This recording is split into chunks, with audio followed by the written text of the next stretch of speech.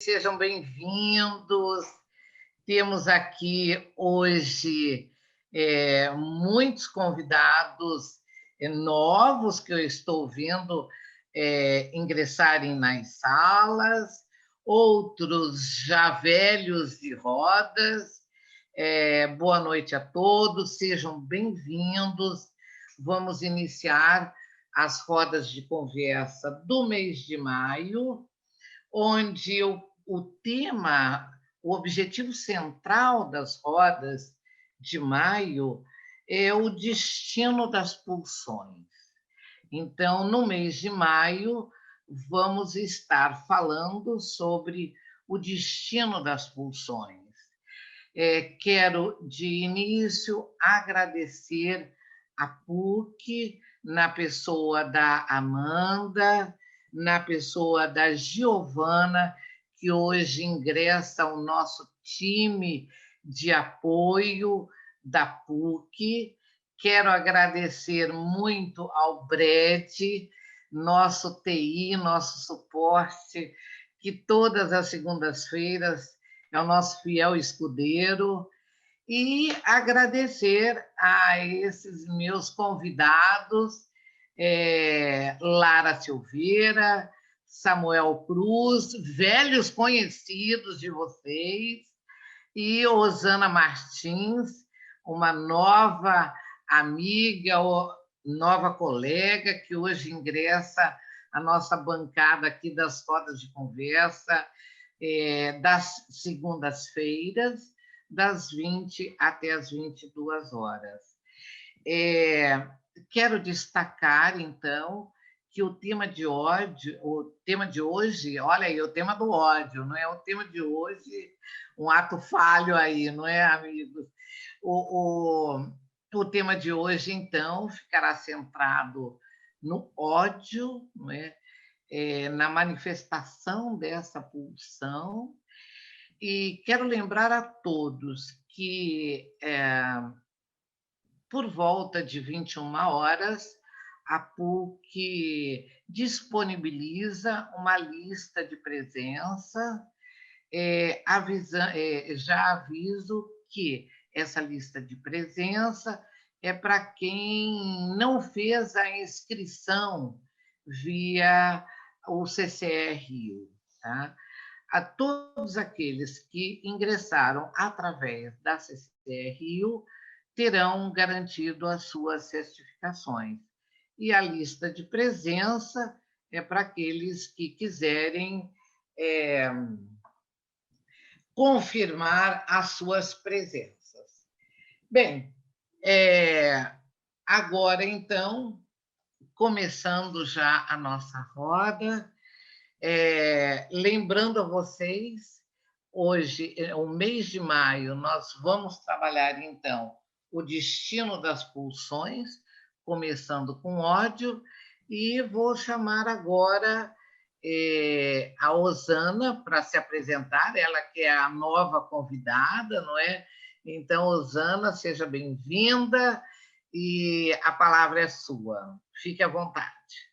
Boa noite a todos. Obrigada pelo acolhimento e pela oportunidade de estar aqui conversando com vocês, né? Refletindo um tema tão importante e atual.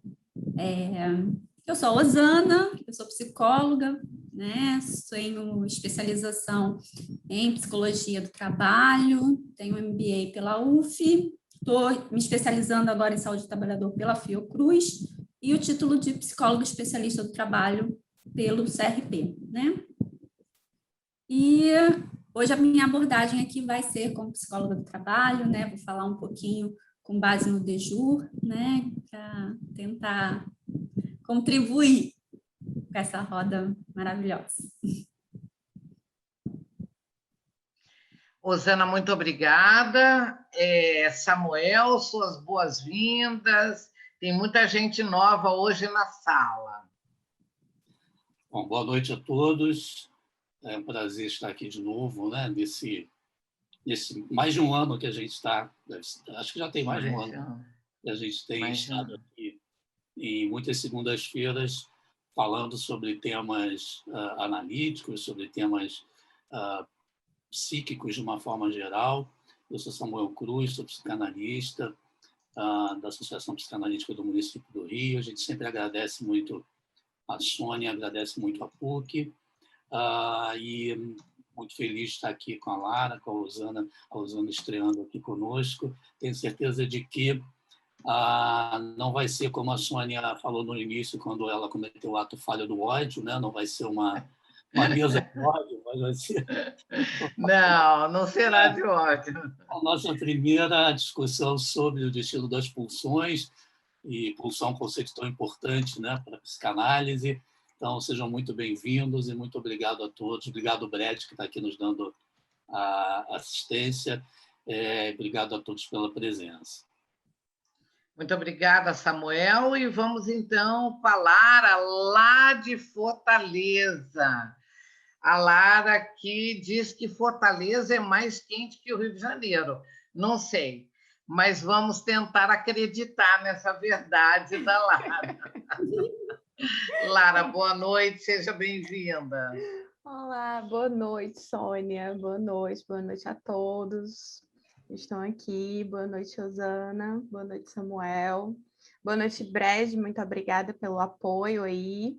Queria agradecer, Sônia, você pelo convite. Fiquei muito feliz novamente. Ano passado a gente fez sobre o Coringa, né? A roda de conversa sobre o Coringa foi muito interessante, muito legal, gerou uma discussão sensacional. E aí, esse ano, estamos aqui falando, né, dos destinos das pulsões. Meu nome é Lara, né? Eu sou psicanalista. Eu sou formada em psicologia aqui pela Universidade Federal do Ceará e eu sou mestre pela Universidade do Estado do Rio de Janeiro, né, em psicanálise, pela UERJ. E sou professora também.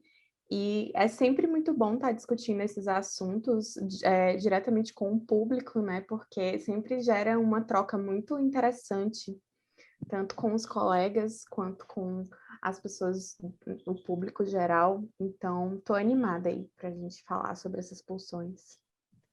Eu só quero... Muito obrigada, Lara, e muito obrigada pela disponibilidade de todos vocês, porque o Samuel bem lembrou, já está passando de um ano, não é? 1 ano e 1 mês que nós iniciamos essa roda.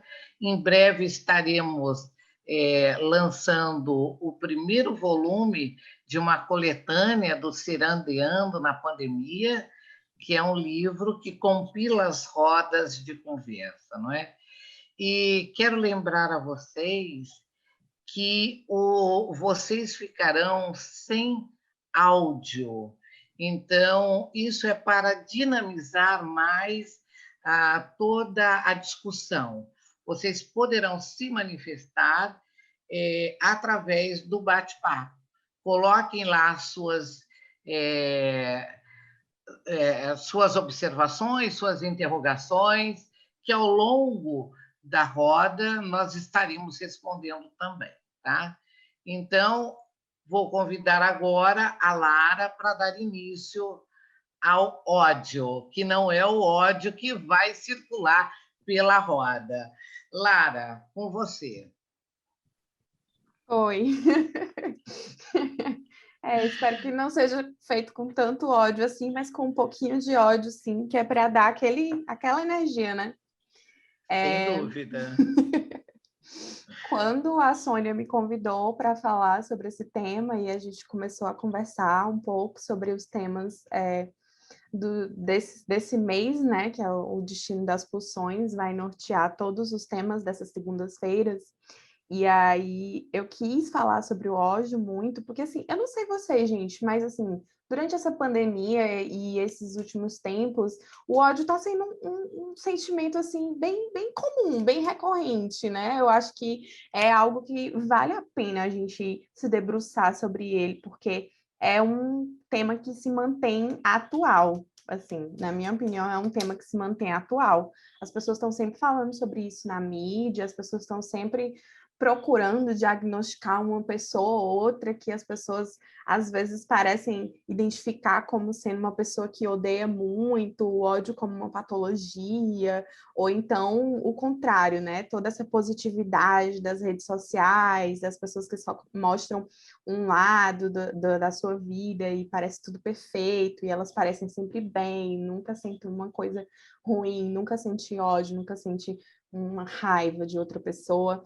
Então, isso é um tema que, querendo ou não, está sempre presente, né, nas nossas vidas. Então, eu fiquei muito feliz de voltar a investigar esse tema, porque eu vejo ele como um tema muito presente.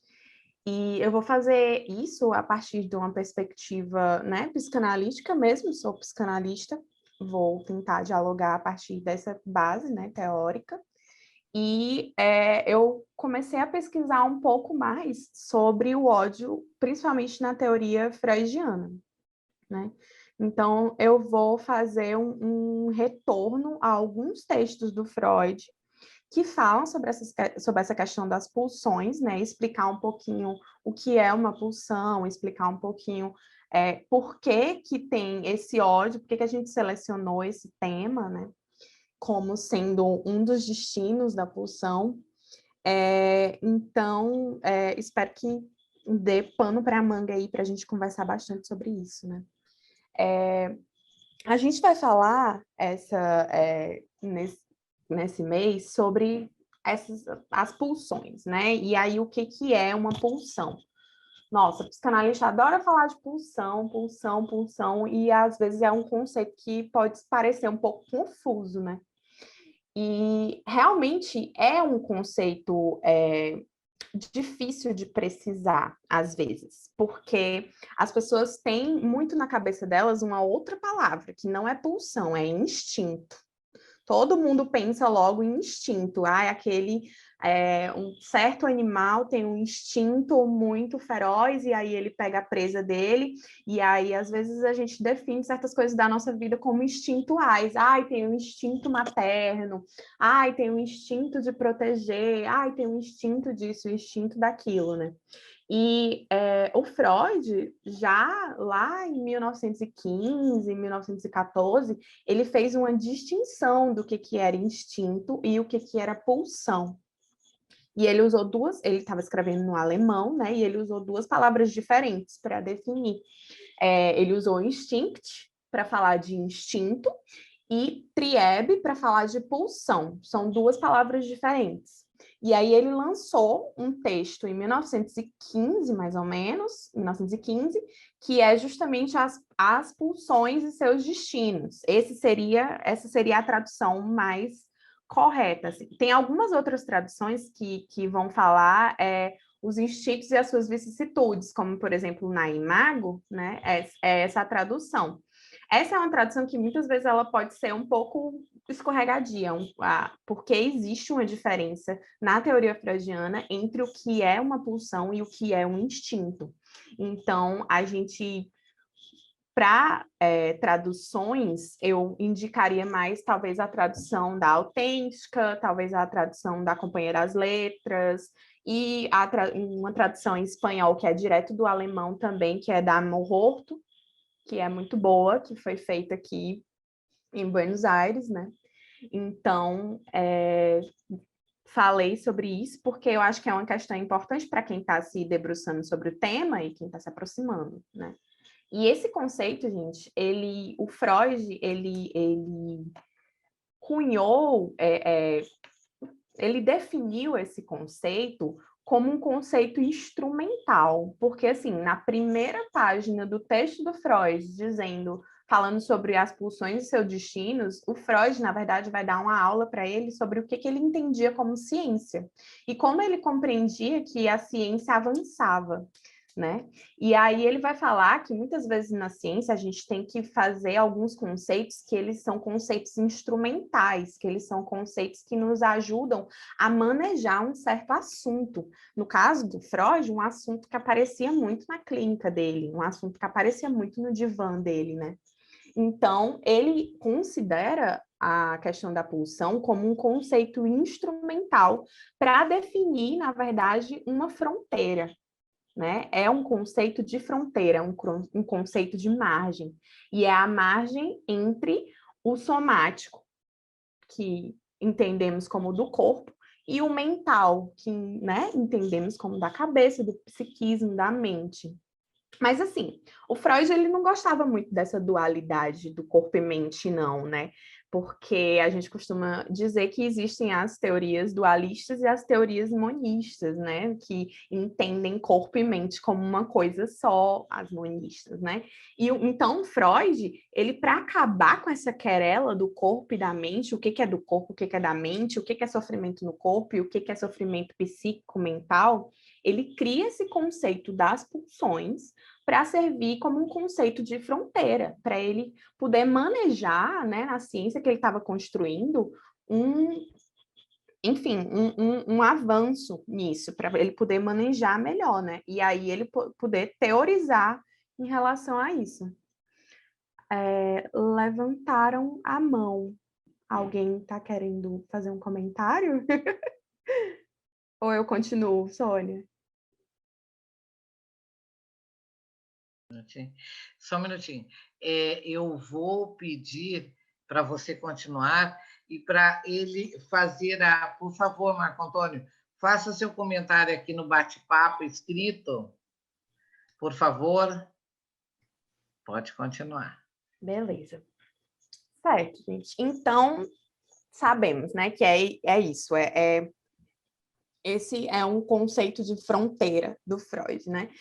E é um conceito que ele estava desenvolvendo há um tempo. Ele desenvolve esse conceito desde o projeto para uma psicologia, que é um texto pré-psicanalítico, um texto de 1895. Né? Os textos psicanalíticos são considerados a partir de 1900, a partir da interpretação dos sonhos. Né? Então, num texto pré-psicanalítico, o Freud já vai falar meio que dar um gostinho do que ele pensa que seriam as pulsões, né? Que seriam os estímulos endógenos, né? Que ele fala. Então, ele vai falar sobre isso nos três ensaios sobre a sexualidade, de 1905. Na terceira edição, ele vai fazer um adendo, né? Ele vai falar disso no texto do inconsciente, no texto do recálculo, no texto sobre o narcisismo, no texto sobre o Schreber, sobre o caso dele, do Schreber. Ele fala bastante. Inclusive, é uma questão, né, do Freud com o Jung, que fez com que ele se debruçasse sobre o caso Schreber. Mas, assim, o Freud considerava um representante psíquico de uma necessidade, um impulso, uma pulsão, uma força que estava sempre se movendo, né? Como, por exemplo, se você está aqui, você sente sede, o seu corpo precisa de água, você precisa de água para sobreviver. Então, o que você precisa para poder aplacar essa necessidade sua? Você precisa ir para algum canto e pegar água e beber essa água, né? A água seria um objeto que satisfaria essa sua pulsão, satisfaria pelo menos parcialmente, né? Que ia satisfazer essa sua pulsão.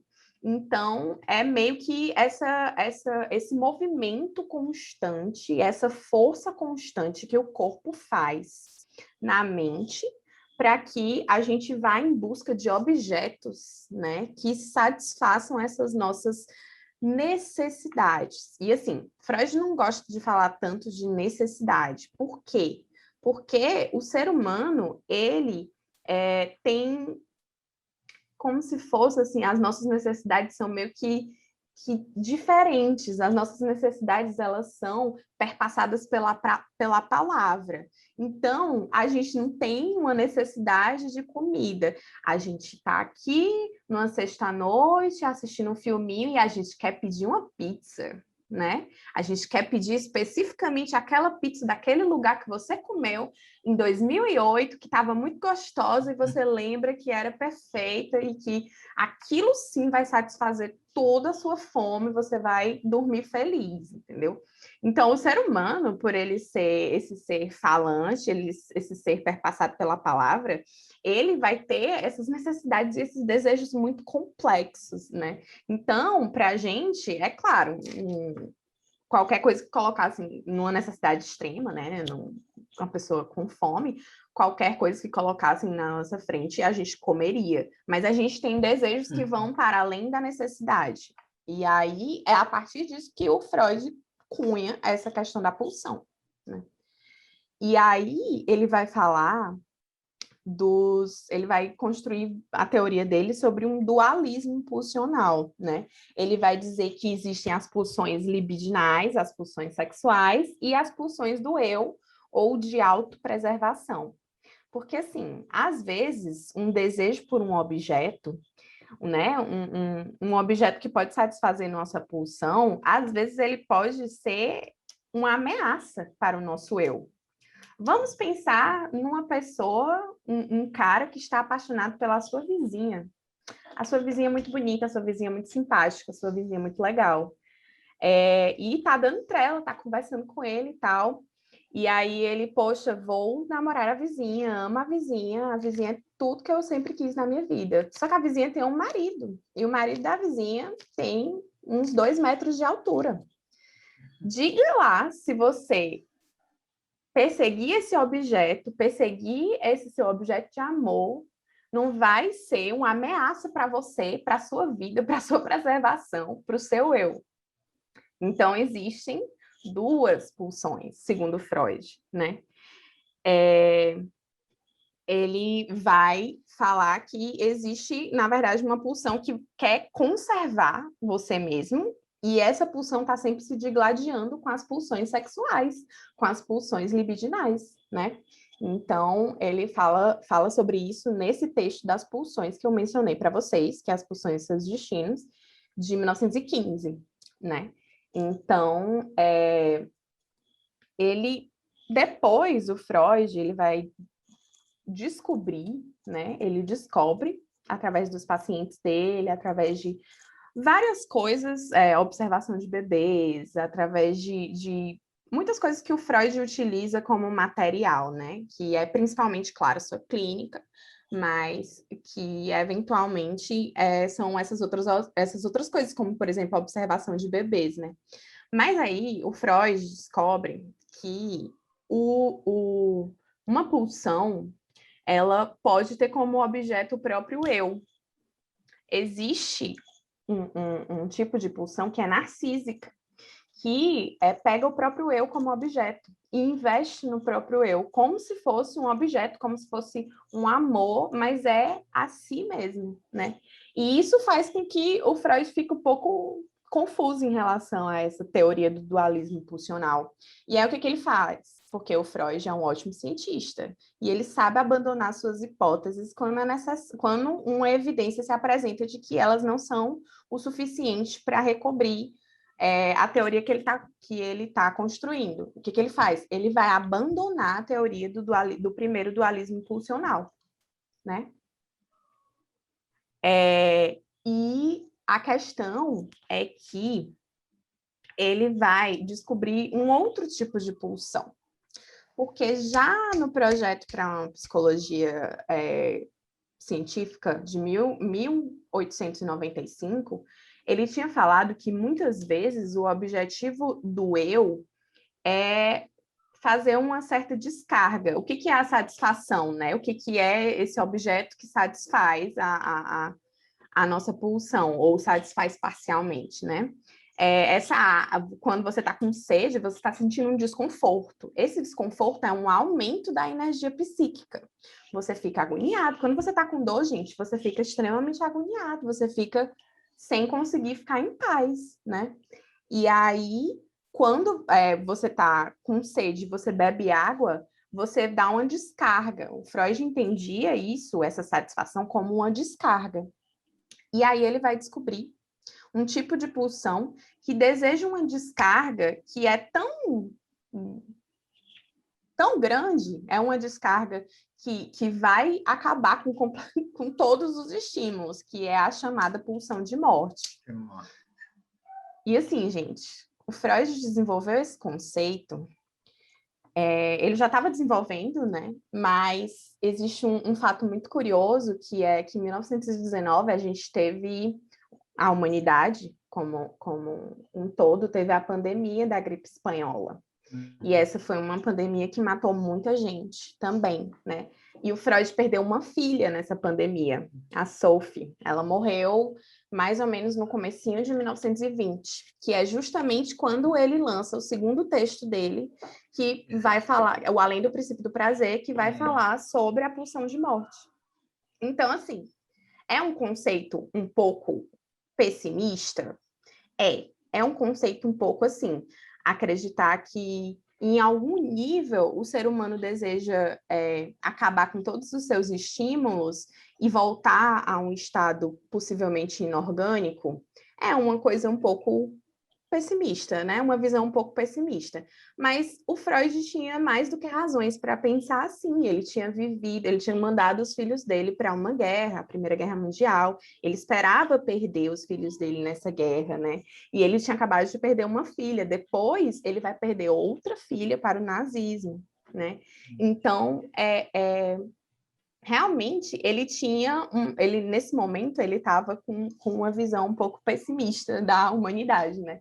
Ele tinha uma questão de achar que o ser humano tinha uma tendência mesmo para uma agressividade, uma tendência a certos comportamentos que são comportamentos de rompimento de laços, né? Existem comportamentos de fazer laço, né? Que é o comportamento do amor, um comportamento de solidariedade, um comportamento de fraternidade, mas existe também um comportamento que visa romper esses laços, porque esses laços muitas vezes eles são complicados para a gente, né? Eles trazem muita energia psíquica, a gente tem que ficar o tempo inteiro considerando certas coisas, né? Então, o Freud acreditava que a gente estava sempre dividido por esse dualismo pulsional, né? Então, eu acho muito interessante que ele tenha desenvolvido isso numa época que, há 100 anos atrás, ele estava vivendo algo parecido com o que nós estamos vivendo, né? Uma pandemia. Tanto que quando a filha dele falece, eles não podem nem ir para a cidade que a filha dele estava, porque os trens estavam todos parados por conta da gripe espanhola, né? Por conta dessa pandemia. Ele fala isso numa carta. E ele perdeu, assim, muitas pessoas, né? Grandes amigos também e tal. Então, ele vai falar sobre essa hipótese da pulsão de morte, né? E ele vai falar que o ser humano, ele tem uma agressividade, mas que essa agressividade é como se fosse uma estratégia, uma das primeiras estratégias que o eu se utiliza para lidar com as coisas desconfortáveis do mundo exterior, do mundo externo, né? Porque tá ali uma criança, por exemplo,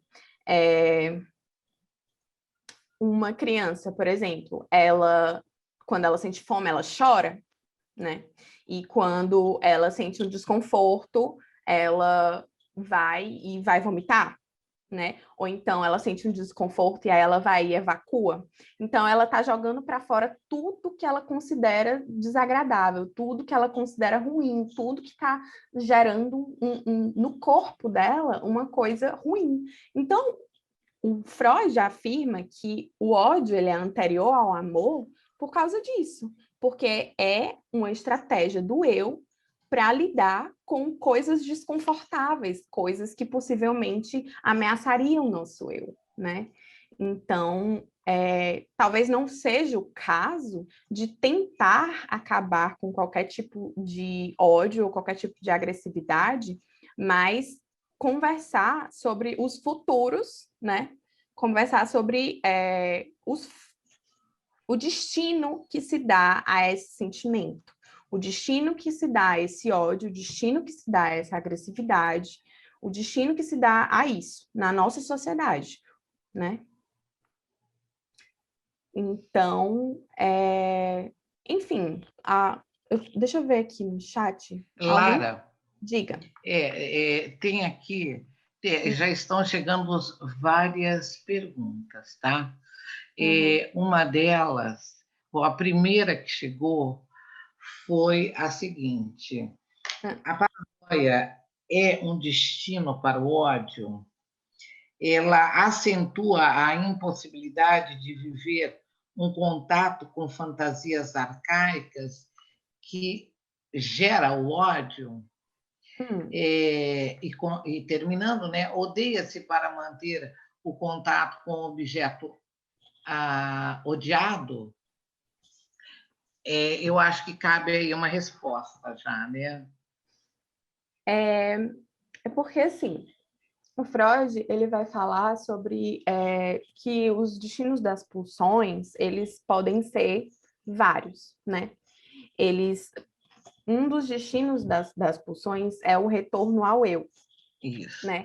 Muitas vezes, quando uma pulsão ela não consegue se satisfazer do lado de fora, no mundo externo, quando não se consegue encontrar um objeto que seja assim mais ou menos o que você precisa para satisfazer aquela pulsão, né? Aquilo se volta ao eu, aquilo se volta a você, né?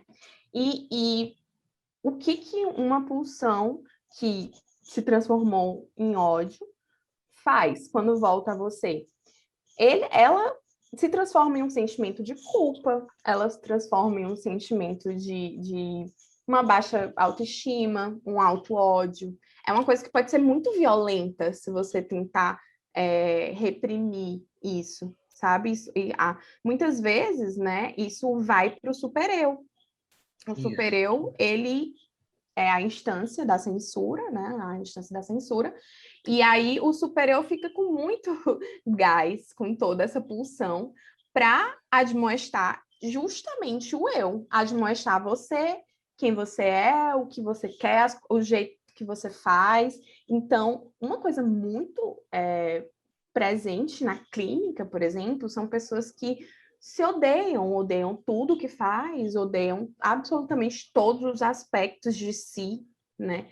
E às vezes a gente vê que isso é um ódio internalizado, sabe? Isso uma agressividade que essa pessoa não permite que flua, né? E quando eu digo que se permitir de fluir não é pela violência, né? Não é pela violência, mas falar sobre isso é uma coisa que pode atender a isso, mas muitas vezes a pessoa não se permite, né? Às vezes a pessoa tem alguém na família, por exemplo, que ela odeia profundamente por coisas que aconteceram, né? E aí essa pessoa não se permite nem verbalizar a raiva que tem por essa pessoa, porque não aceita, porque não é certo você ter esse tipo de sentimento em relação a uma pessoa da sua família e tal. E aí isso tudo muitas vezes volta para você, volta para quem você é, né? Então, eu diria que a questão da paranoia, a paranoia é um grande rechaço, né? A paranoia tem muito a ver com um rechaço, né? Essa foraclusão, né? Que o Lacan vai falar. Então, existe uma certa agressividade, existe um certo ódio muito grande, né? Que acaba se voltando contra o próprio sujeito. Então, é um sujeito que, na verdade, é ele que está se duvidando, é ele que está se questionando, é ele que está né, com toda essa censura em relação a ele mesmo, mas acaba pensando que é o outro que está fazendo isso, né? Então, essa paranoia, ela é um pouco complicada. É quando retorna demais essa libido para o eu, essa coisa, esse investimento, né? Então, acho uma questão importante, sim. O Samuel abriu o microfone, acho que ele está doido para falar, Lara.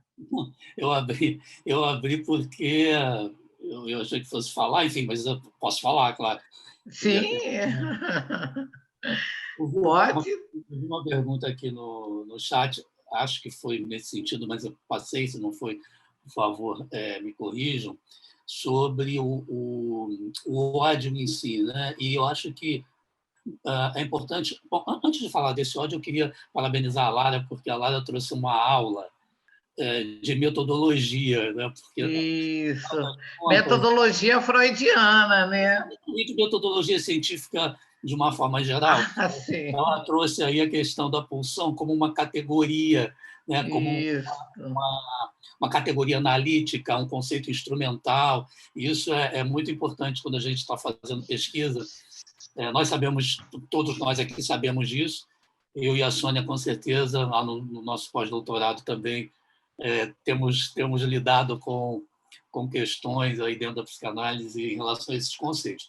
Mas, e outra coisa que a Lara trouxe, que é muito importante também para quem está começando, a gente nunca sabe, né? O público é sempre heterogêneo, para quem está começando, é realmente a tradução. A tradução da obra do Freud, tanto quanto possível, né? A gente tem que ler a tradução direta do alemão, ou se alguém falar alemão, o alemão do Freud também, né? Ler em alemão é interessante. A nossa tradução, a tradução da Imago, das obras completas, ela é feita a partir do inglês, então já tem aí há muitas questões. Um ruído, não é? Um ruído. Exatamente, há muitos ruídos e essa questão da pulsão e do instinto já começa no próprio título, né? Então a gente tem muitas coisas aí a considerar. Mas aí, em relação ao ódio, eu acho que é importante a gente dizer que o ódio não tem que ser odiado, né? O ódio, em relação à pergunta que eu vi ali, o ódio ele é também libertador. Ele pode ser libertador, né? E pode ser mantenedor. A pergunta era essa, se o ódio também é uma forma de manter o objeto. E claramente não é assim? O ódio, quando eu digo eu odeio a pessoa tal, eu estou trazendo comigo aquele objeto. E o Freud traz, eu acho, o Totem e Tabu é um livro também um texto muito interessante para ver isso, porque no Totem e Tabu, o Freud traz a questão, uma questão psicanalítica para uma questão mais geral, social, né? A análise de uma sociedade a partir da morte do pai, o pai totêmico, o banquete totêmico. Então, temos aí o parricídio, né? Os filhos que matam um pai que é o dono das mulheres, que é o controlador, que expulsa os filhos e depois eles fazem um banquete totêmico, então eles comem o pai, internalizando aquela identidade, introjetando aquele objeto. E sei que falei um monte de coisas aqui que, para quem não é psicanalista e não estuda Freud, são mais estranhas, mas é só para dizer que, sim, o ódio traz, sim, o objeto odiado para dentro. Ele mantém o objeto, mas ele também pode ser um conceito libertador, porque você pode, a partir do ódio, chegar à indiferença. Vou colocar dessa maneira aqui. O ódio pode, já que a Lara trouxe Lacan, o ódio pode também levar a um confronto com um fragmento do real, né? O ódio pode fazer com que você saia dessa zona de ter aqui o objeto com você e chegar a essa indiferença. Então, em relação à pessoa amada, por exemplo, o que acontece? O contrário do ódio não é amor, né? O contrário do amor não é ódio. Não. O contrário do amor é indiferença. Exatamente. Então, quando você sai, quando você diz você ama a pessoa e depois você odeia a pessoa, na verdade, você ama a pessoa, né? O amor e o ódio são aí, como a gente costuma dizer no senso comum, faces da mesma moeda, e não acho que esteja tão distante do conceito mais científico, porque se você realmente não tem sentimentos por aquela pessoa, você não odeia. Aquela pessoa passa a ser indiferente, ou passa a ter um outro tipo de sentimento mais ameno, né? Você passa a ter um sentimento mais ameno em relação a ela. Acho também interessante a gente sempre lembrar do conceito do ser humano ser biopsicossocial. A Lara trouxe aí uma coisa importante, que é a mediação feita pela linguagem, né? O ser humano é mediado pela linguagem. E se a gente for olhar lá na questão biológica, eu acho que tem um paralelo, ainda que seja um paralelo biológico, né? Mas que é interessante em relação à pulsão. Nós sentimos, né? Nós amamos, odiamos, qualquer coisa assim, nós não fazemos isso com o coração. como nós costumamos dizer, né? Isso é uma imagem poética, etc. O coração é uma bomba no sentido, né, de fazer sístole, diástole e enviar sangue, etc. E tal. Ele é muito importante, mas ele não ama nem odeia, né? Quem ama e odeia, você ama e odeia com o hipotálamo, na verdade. Então, nós temos lá o cérebro, no cérebro nós temos uma área que está lá, o hipocampo, e lá no hipocampo, pertinho do hipocampo, nós temos a amígdala, que não são essas amígdalas, né? Não. Que está lá no cérebro e que reage, que mostra reação exatamente aos estímulos emocionais.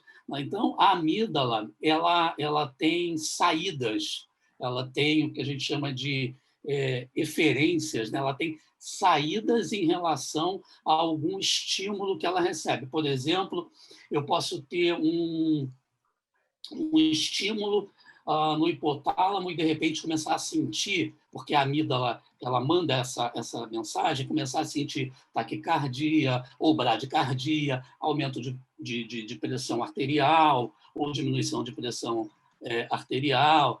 Lá, você pode ter um aumento de dopamina no organismo por conta de uma ativação da área tegmentar, do ventrículo do cérebro. Nada disso é importante, porque a gente está falando aqui de fisiologia, mas é só para dizer que a pulsão também está por aí, né? Numa desses conceitos que a Lara trouxe, para além do limiar entre somático e psíquico, nós temos também essa pulsão que busca uma satisfação, seja no eu, seja no objeto. Então, assim como nós temos isso no biológico, temos também num outro nível, no nível psíquico, que obviamente está ligado também com o biológico, porque você vai ter reações fisiológicas a depender dos estímulos, né, que estão associados. O ódio é o ápice da ira. Né? Então, Isso. Nós temos talvez aí uma escala, né? Mas o ódio está ali como o ápice. E acho que a gente tem aí uma certa... Exatamente porque no ódio a gente tem amor, ódio, essa coisa que a gente fica pensando, a gente tem ambivalência, né? Na questão sujeito-objeto e, fazendo paralelo aqui, amor e ódio.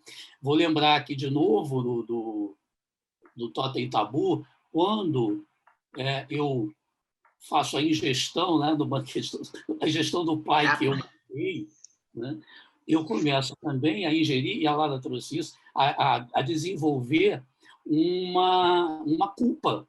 Eu começo a desenvolver outros sentimentos que foram posteriores ao sentimento originário, que foi o de ódio, né, que foi de hostilidade. E por isso eu quero acabar com aquela sociedade. E aí o Freud, eu acho que chega lá no mal-estar da civilização. Da civilização. E traz lá, a gente falou isso aqui em outras rodas, no ano passado a gente falou das causas dos medos, né? Me foge agora aqui o termo, mas os medos humanos, né, estariam na relação, não é medo, está me fugindo, me ajuda, mas a gente, do sofrimento, né? As razões sofrimento, amor e ódio, nós falamos. As razões do sofrimento, elas estão, olhando da perspectiva freudiana, elas estão na doença, né, no envelhecimento, aquela coisa, na finitude, elas estão na relação com o outro, que é talvez a coisa mais fundamental, né, que a gente tenha. Isso está lá no mal-estar da civilização. Então, aí também a gente tem uma questão da própria pulsão. Eu acho que tem uma relação da pulsão como conceito norteador e de um rebatimento numa análise social a partir da psicanálise. Ou seja, nós estamos falando aí, tem uma outra fonte do sofrimento, que é a natureza em si, né? A própria natureza que geraria sofrimento no ser humano. A outra é a questão da doença, da fragilidade da nossa finitude, e a questão das nossas relações com os demais seres humanos. E nesse jogo de coisas, as pulsões elas são manifestas, né? Porque é aí que a gente vai manifestar ódio, vai manifestar amor, vai manifestar o que quer que seja. Então, quando também a Lara trouxe a questão da atualidade, né? da pandemia, onde nós temos podemos chamar talvez de cultura do ódio, ou o ódio está aí sob análise, sob a mira, né? De um lado é isso, do outro lado é aquilo. A questão do ódio tem muito a ver com não suportar as diferenças. Isso. Ela tem total relação com o desejo de, vou chamar assim de uma forma forte, o desejo de aniquilar o outro, o desejo de que o outro não tenha direito de existência porque ele é diferente. Então, eu, ao não suportar a diferença, e aí tem a ver comigo, não é?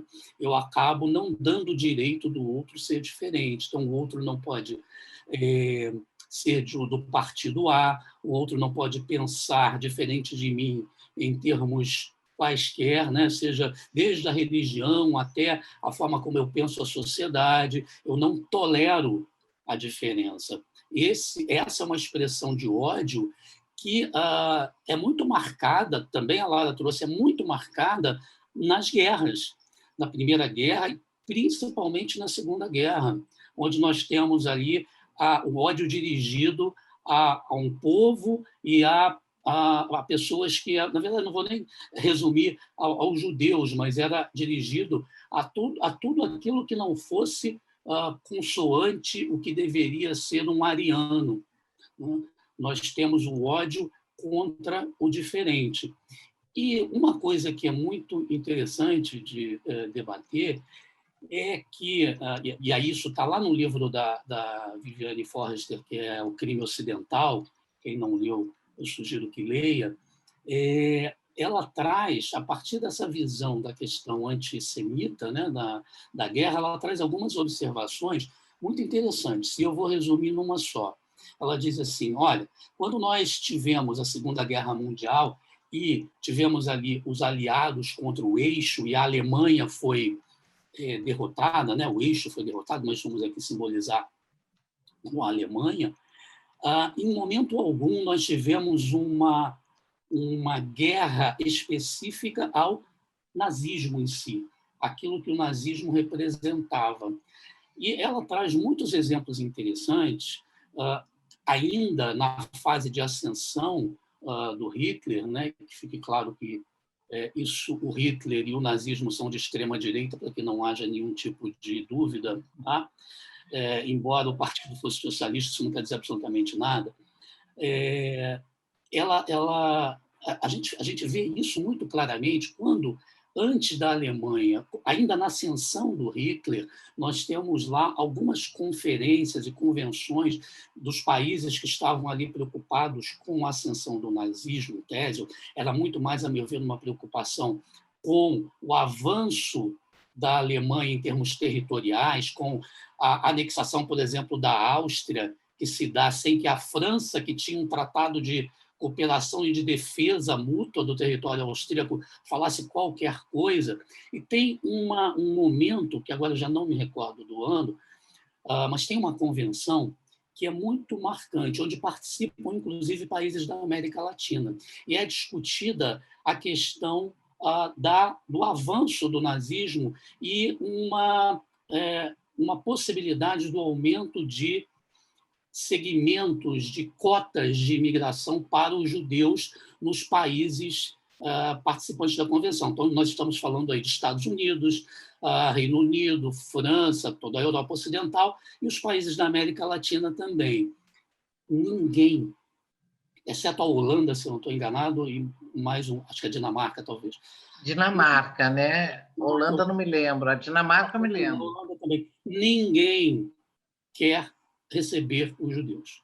Ninguém. E ninguém quer discutir essa questão. O Hitler dizia, se de forma jocosa ou não, né? Mas o Hitler dizia o seguinte: estão reclamando da questão aqui do ataque aos judeus, podem levá-los, eu os coloco em navios de luxo.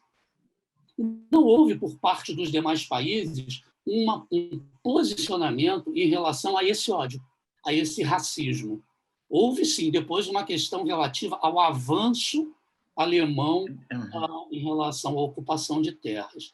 Então, essas questões sociais, vistas do ponto de vista psicanalítico, elas são muito importantes e são muito, quer dizer, vistas de qualquer ponto de vista, eu estou olhando aqui do ponto de vista psicanalítico, elas são muito definidoras de determinadas eras. E nós temos agora também esse tipo de preocupação, né? Nós temos uma discussão de imigração na Europa, nós temos discussão, já tivemos aqui no Brasil, nós temos discussão das coisas que dizem respeito ao que um determinado povo entende como diferente. Então, nós tivemos, por exemplo, o racismo, e temos o racismo, desculpa, nós tivemos o escravismo no Brasil e temos o racismo no Brasil, né? E durante muito tempo ficamos sendo bombardeados com a questão, não, o Brasil não é racista, racismo tem nos Estados Unidos.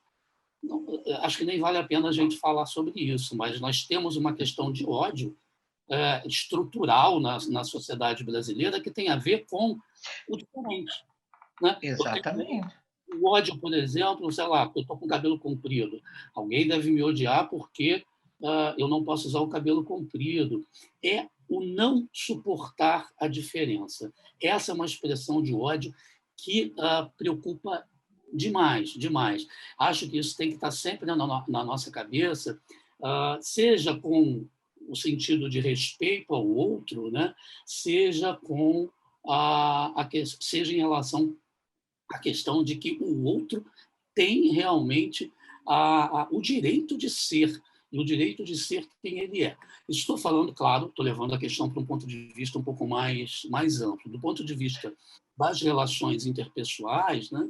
Nas relações micro, voltando, né, à nossa questão do ódio, da indiferença e do amor, o ódio é realmente necessário, muitas vezes, para que o sujeito resolva aí os seus conflitos, as suas questões, e é um dos destinos das pulsões, né? Assim como o amor, assim como as outras coisas que nós vamos tratar aqui. A morte, né? A morte, vamos falar da morte. Na nossa roda de mar. Acho até que a pulsão de morte que a Lara trouxe, né? Alguém, eu acho que no chat também disse que ela precisaria ser tratada e ser aprofundada. Também a pulsão de morte é muito interessante, para além até da questão mais pessimista, que é realmente, mas nós temos pulsão de morte, dependendo de como nós manejamos o conceito, nós podemos usar a pulsão de morte, inclusive, ela está associada, por exemplo, ao prazer, né? Um determinado prazer chega a um determinado nível e depois ele cai ali na pulsão de morte.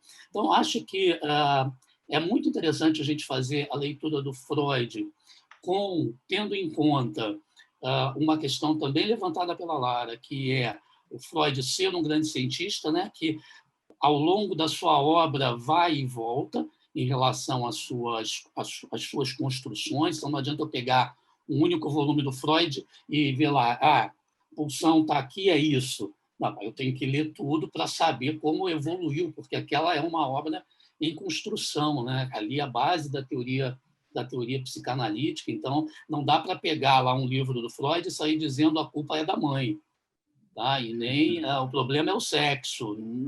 Assim como não dá para pegar um livro do Marx, pegar qualquer interpretação sobre o Marx sem ler o Capital, né? Sem entender que aquilo tem historicidade, que aquilo tem uma data, né? Que tem data, mas tem uma análise estrutural. Não dá para pegar Nietzsche só dizendo que Deus está morto. E por isso nós temos aqui, eu falei dos três de propósito, né? Porque é a escola da suspeita: Freud, Marx e Nietzsche. Acho que são três autores que realmente merecem uma leitura muito aprofundada e que causam muito frisson nas pessoas, né? Hoje, acho que nos meios acadêmicos menos, mas na sociedade, como são lidos de forma equivocada, trazem uma reação normalmente uma reação estranha, e essa reação normalmente é uma reação de quem não leu. E leu só simplesmente uma deturpação da obra. Mas eu, assim, para deixar tempo aqui para a Osana, para as perguntas, eu queria resumir, que eu acho muito importante, essa questão do ódio realmente no não suportar o diferente, do ponto de vista mais geral. Né? Não suportar a diferença é muito grave porque nós vivemos em sociedade. Diga, Sônia, desculpa. Aqui tem, antes de eu fazer uma pergunta para a Osana e já ela encaminhar, tem uma pergunta interessante. Qual o manejo com o paciente para quem sente o ódio como uma ameaça? Aí não sei quem é que quer responder, Samuel ou Lara, que vocês... Eu posso falar, sim. Eu estava pensando nessa veja pergunta. bem, tá. E também tem aqui uma pergunta, né? Como podemos curar o ódio? De antemão, eu digo assim, não cure o ódio. O ódio não pode ser curado, ele tem que existir, ele faz parte. Antes da Lara responder, assim como a gente tem o luto que tem que ser vivido, né? Ou você tem um luto infinito, não é dizer assim, o luto, como é que eu curo o luto? Não é exatamente isso, você vive e você maneja, né? Assim, o ódio, para ser curado, significa dizer que eu tenho que também me curar do amor, que não é o contrário e da indiferença, e também de todos os outros sentimentos, né? Das pulsões, né? Nós iríamos eliminar as pulsões, então nós vamos morrer, não é? Gente, o ódio foi uma coisa super importante para você. Quando você era um bebezinho, você sentia qualquer tipo de desconforto, você gritava, você ficava vermelho, você ficava com ódio desse desconforto. E é só fazendo isso que você conseguia se livrar desse seu desconforto. Então, é uma coisa extremamente importante para todos nós. O que o Samuel estava falando é uma das consequências possíveis do ódio no laço social, que é essa vontade de eliminar o outro por vê-lo como uma ameaça. E eliminar o outro, não qualquer outro, né? Esse outro que a gente sente que está ameaçando a nossa integridade, a nossa cultura ou qualquer coisa assim, né? Então, isso é que é perigoso, isso é que é complicado, entendeu? Então, talvez isso, por meio de uma sustentação da diferença, por meio de uma exaltação de uma diferença entre as pessoas, é que talvez não é interessante para a nossa sociedade, porque uma sociedade sem o diferente, ela se aniquila completamente. A diferença é, na verdade, a nossa riqueza, né? Então, não seria a questão de se curar de um ódio, seria a questão de se perguntar por que se tem um ódio desse outro, por que esse ódio desse outro existe, e é especificamente desse outro, o que disso diz sobre nós como uma sociedade, o que isso diz sobre nós como sujeitos também, né? Então, acho que é mais nesse caminho que a gente talvez tenha que se dirigir, né? E sobre essa questão que a Larissa fez aqui, né? Qual o manejo com o paciente para quem sentir ódio é muito ameaçador, né? Eu tinha pensado numa questão relacionada à clínica, porque para mim é muito importante a gente saber ouvir o ódio. Um profissional de saúde saber ouvir ódio, entendeu? Saber suportar o ódio, né? E um profissional de saúde, assim, eu digo profissional de saúde mental, gente, mas qualquer profissional que trabalha com pessoas, assim, na saúde especialmente, né? Porque a gente recebe muito. Mas qualquer profissional que trate de uma outra pessoa, que conviva com outras pessoas, de saber escutar um ódio sem imediatamente tentar reprimir esse ódio, né? Então, de uma pessoa chegar extremamente com muita raiva e você não saber ouvir isso, né? E uma pessoa que não mesmo porque esse ódio dessa pessoa que chega cheia de ódio a um divã, a um consultório, que está cheia de ódio dentro de uma UTI, que está cheia de ódio no seu ambiente de trabalho, né? Que está cheia de ódio na escola, é frequentemente uma pessoa que sofre muito. Esse ódio, ele não vem sozinho, ele vem acompanhado de um sofrimento psíquico. Então, não é uma coisa simples como dizer, você não pode sentir ódio, você precisa sentir amor pelo seu coleguinha, pelo seu chefe, por qualquer pessoa que seja, né? Você precisa conseguir ouvir esse ódio, suportar esse ódio. E quando a pessoa não se permite sentir esse ódio, ele aparece de um jeito ou de outro. Na clínica, ele aparece. Talvez ele não esteja falando de um ódio objetal, talvez ele não esteja falando de um ódio relacionado a você, relacionado ao parente, relacionado ao colega de trabalho, relacionado a algum outro, né, familiar, mas aquele ódio, ele está se expressando de alguma maneira, aquela raiva está se expressando de alguma maneira, e muitas vezes é contra ele próprio. É uma pessoa que tem uma autoestima baixíssima, que vive falando mal de si mesma, que não acredita no seu próprio potencial, não acredita nas suas próprias habilidades, entendeu? Então, pedir que a pessoa fale e conseguir sustentar essa fala, conseguir sustentar esse ódio que ela traz, né? É muitas vezes um caminho para abrir, né? Se você ouve sem preconceito, se você ouve sem brigar com a pessoa porque ela tá, meu Deus, tá falando que odeia tua mãe, nossa senhora, ninguém pode odiar a mãe é errado. E aí, quando você fala isso, você vai colocar uma tampa ali. O sujeito vai parar de sentir esse sentimento? Não, ele só vai parar de dizer para você. Então, escute, né? O pior mesmo, Lara, não, você pode falar, eu só lembrei do paciente que fala do ódio que ele tem pela sua mãe, pela mãe do analista. Meu Deus, aí é complicado, viu? Aí entra contra a transferência e danou-se tudo. Aí é o Nicote, enfim. Mas olha só, eu queria... primeiro, de novo, bater palmas para a Lara, porque eu sempre bato, por conta da questão do manejo, né? É isso mesmo. Eu acho que nós já falamos também aqui, eu acho que em março, se eu não estou enganado, Sônia, da questão da escuta, né? Na psicanálise em linha. A escuta é o que a gente tem, né? É a arma que a gente tem, e se eu sou psicanalista, eu preciso escutar. É uma escuta analítica, eu não posso sufocar, como a Lara disse, né? Eu não posso fazer com que o outro represe mais ainda aquilo que ele sente, porque senão a minha técnica está equivocada.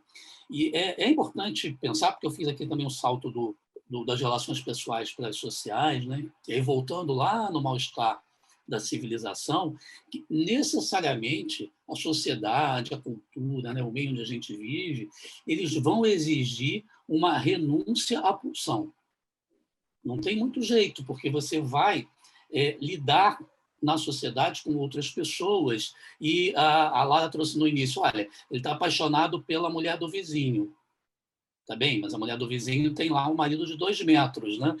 O que faz? Bom, é claro que ele pode investir e arcar com as consequências, mas ele pode também não investir e renunciar a isso aí, isso se resolve de outra maneira.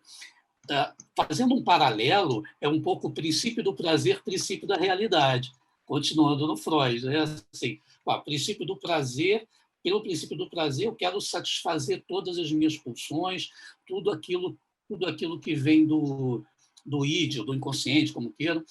E quando eu chego e me defronto com a realidade, não dá para fazer isso. Então, eu tenho que ter aí algumas, sejam soluções de compromisso, neuroses, né, ou qualquer outra coisa, ou dar um outro destino àquela necessidade. Então, existe sempre, na base, um conflito na sociedade entre a liberdade, a minha liberdade individual, né, e os anseios da sociedade, os anseios coletivos. E isso implica, muitas vezes, uma uma certa revolta, uma certa indignação ou uma rebelião contra aquilo que aquela sociedade institui. Agora, daí a não suportar a diferença e tornar isso uma questão da sociedade inteira, dizer que o outro não pode, porque o outro fala A, significa isso, tem uma grande diferença. Nós temos no direito, é bom lembrar, positivado no direito brasileiro, inclusive, os crimes de ódio, né? Os crimes, são vários crimes, mas os crimes ligados exatamente ao não suportar a diferença, racismo e coisas que tais. Então, se nós já chegamos até a colocar isso como um estatuto, né? uma instituição em lei, é porque realmente a coisa é muito séria e acho que nós precisamos estar sempre muito atentos. Pois é, passando essa questão para a Osana, não é? Já que a Osana tem, né, trabalha especificamente dentro da realidade funcional, organizacional, não é, Osana? E a Osana sabe que eu fiz durante 15 anos uma pesquisa em ambiente, não é? De muita hostilidade, porque era uma plataforma de petróleo, onde as diferenças eram extremamente observadas, sentidas, não é? Então, Osana, vai aí, tem várias perguntinhas já para você aí, não é? Mas, especificamente, não é essa provocação para Samuel, nós somos biosócio-emocional e espiritualmente, não é? Porque agora os novos conceitos, não é? Sociológicos e psicológicos envolve também a questão da religiosidade. Então, vamos lá, Osana, o que é que você traz para nós de ódio nessa clínica, não é? Dentro da empresa, não é? O ódio institucional, se é assim que podemos falar, apesar de eu ser apaixonada por Hannah Arendt e saber que ela diz que o trabalho faz parte da nossa pele, não é? Então, eu não posso ignorar esse conceito de labor, mas quero saber aí, tem muito ódio institucional? Como é que nós estamos? À vontade. Vou te trazer, acho que, duas vivências dos extremos do ódio, né? Primeiramente, reforçando um pouco do que o Samuel traz, né? O próprio Freud ele vai citar a cultura como um inibidor, né? Como um limitador das nossas pulsões, dos nossos instintos, dos nossos desejos. E as organizações, as leis, a sociedade, a cultura vai fazer esse corte, essa cisão, né, para mediar que esse ódio não se expanda, né?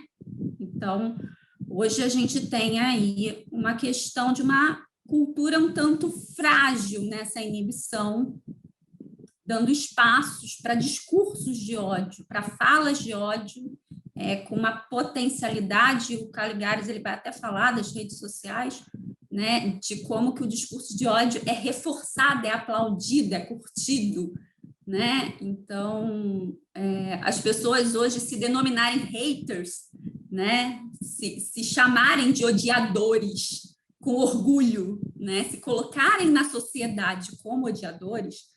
E aí tem uma expressão em inglês que é haters gonna hate, quer dizer, os odiadores sempre vão odiar, independente do motivo, não precisa ter motivo, né? E eles reforçam a crítica deles nisso, assim, não preciso me fundamentar para te odiar. Eu te odeio porque eu te odeio, eu sou um odiador, né? Então, nesse sentido, a gente tem aí características do ódio que vão aparecer dentro da sociedade, que é a projeção de todo o mal no outro, né? Então, assim, comigo fica tudo de bom, tudo de prazeroso, né? E aí tem um autor Juliano, que é psicanalista, que ele fala muito bem disso do amor, né? Que o amor tem essa característica de que, assim, a gente é todo bem para o ser amado, a gente é representação do bem, né, para o outro, a gente só faz bem para o ser amado. E aí, para quem a gente odeia, fica todo lado negativo, fica todo desprazer, fica todo mal, né? E nisso eu me reforço como todo bom, né? Então, o Samuel, ele já traz um pouquinho disso na fala dele, né? Que tem essa característica, né? Quando a gente fala do judeu, né? O judeu é tudo de ruim que existe e a gente tem que se afastar, a gente tem que destruir para a gente, né? Com medo de ser contaminado, né? Por esse mal que a gente tem que banir, que a gente tem que destruir. Então, uma característica do ódio, ela é a intolerância, né? A destruição e a vingança. Então, eu não tolero. Eu quero destruir aquilo que é meu objeto de ódio e eu quero uma reparação sobre o mal que a mim é feito, ou que eu idealizo, fantasio que a mim é feito, né? Porque às vezes não chega nem a ter ato, às vezes o ódio vai no campo da fantasia, né? Então, outra característica que eu ressalto do ódio é a característica obsessiva do ódio, né? Aqui falar um pouquinho de paranoia, mas o ódio, ele tem essa característica da repetição, né? Esses pensamentos que eu não consigo desvincular, que eles vêm de uma maneira ruminante, em que eu estou sempre voltando, retornando para ele. Então, teve até uma pergunta aqui no chat, falando sobre pulsão de morte, né? E o ódio. Eu não vejo o ódio como ligado tanto à pulsão de morte. Por quê? A pulsão de morte, ela desfaz os laços. A pulsão de vida faz o laço. E, nesse sentido, o ódio é um laço muito intenso, porque a gente não solta, né? Tem até uma frase que diz que o amor tem pressa e o ódio é muito calmo, ele espera, ele não tem pressa. Então, ele é um laço forte. Com relação aos relacionamentos amorosos, né? Eu sou psicóloga clínica, né? Atuo há 10 anos na clínica, já tive alguns casos de pessoas que vão tentar uma separação e a gente tem uma idealização que é assim, eu vou sair de um amor e eu vou direto para a indiferença. Não é tão simples. Ninguém faz uma separação que não tenha um tantinho de ódio, né? A gente precisa dessa pitadinha de ódio para a gente conseguir atravessar o amor e chegar à indiferença. Então, nesse sentido, que a Lara, que o Samuel fala muito bem, da gente escutar e valorizar esse ódio, que é, para mim, eu falo com os meus pacientes, né? O ódio, ele é um amor machucado, né? Aquilo que me doeu, que me partiu a idealização, aquele tracinho do real, que partiu a minha idealização, que me dói, que me machuca. E eu preciso viver esse machucado, desse amor, entende? Então, nessa questão do ódio exacerbado e sem controle, eu venho trazer que a gente não tem uma cura para o ódio, mas a gente tem que trazer medida para o ódio, né? Ele não pode ser descontrolado e exacerbado, mas também ele não pode cair no oposto extremo, né? Que é a falta total de ódio, né? Então, eu vou trazer aqui meu autor favorito, que é o Dejur, que ele escreveu o livro A Banalização da Injustiça Social. E a gente está vivendo um período nessa pandemia muito crítico em termos de injustiça social, né? Os ricos ficando cada vez mais ricos, os pobres passando fome, um desemprego em massa, e você percebe uma apatia, né? Então, o Dejur, ele vai chamar a atenção que a mobilização, ela não se dá pela felicidade ou pela promessa de felicidade. A mobilização, ela se dá pela intolerância do insuportável. Aquilo é tão insuportável para mim que eu não consigo. E essa intolerância é a marca, é a característica do ódio.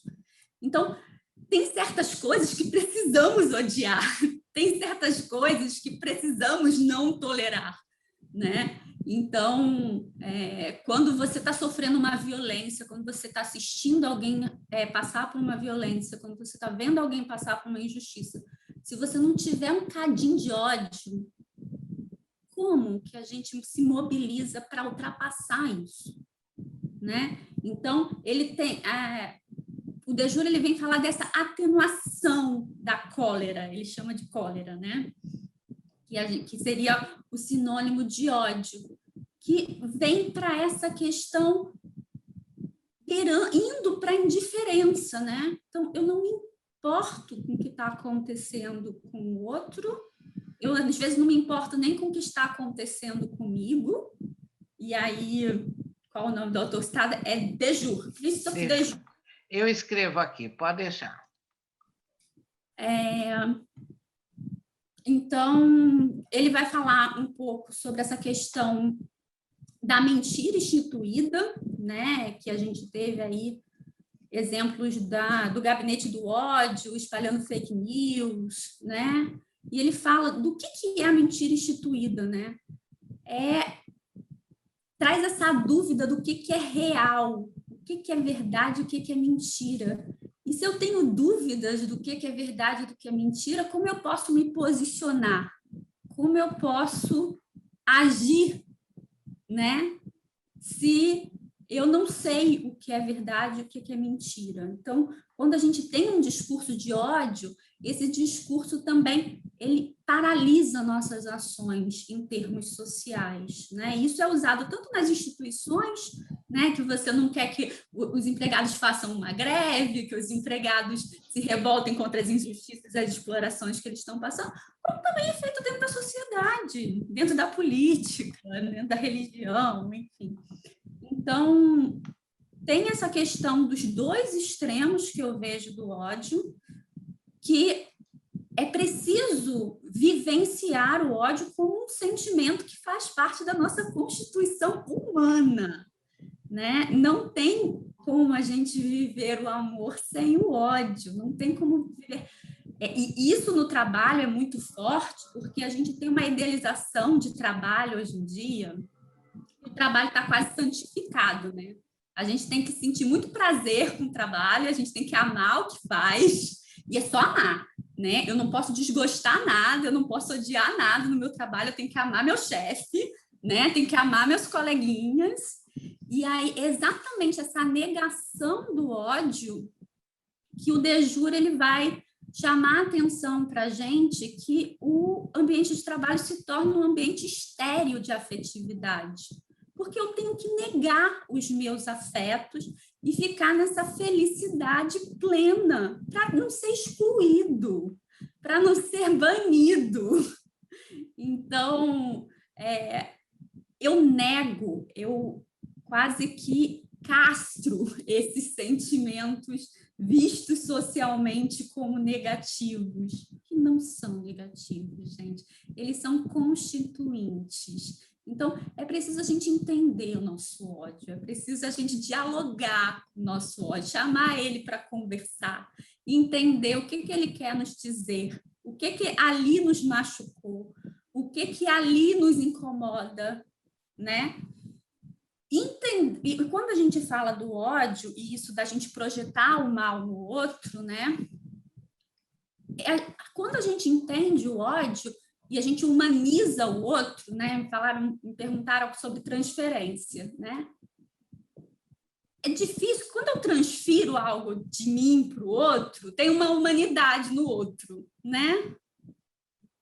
Então, eu poderia compreender aquele outro odiado, né? O problema do ódio é quando a gente desumaniza, é quando ele é tudo que eu repudio, quando ele é tudo de ruim e não tem humanidade nele, porque não tem o outro lado, não tem o lado bom.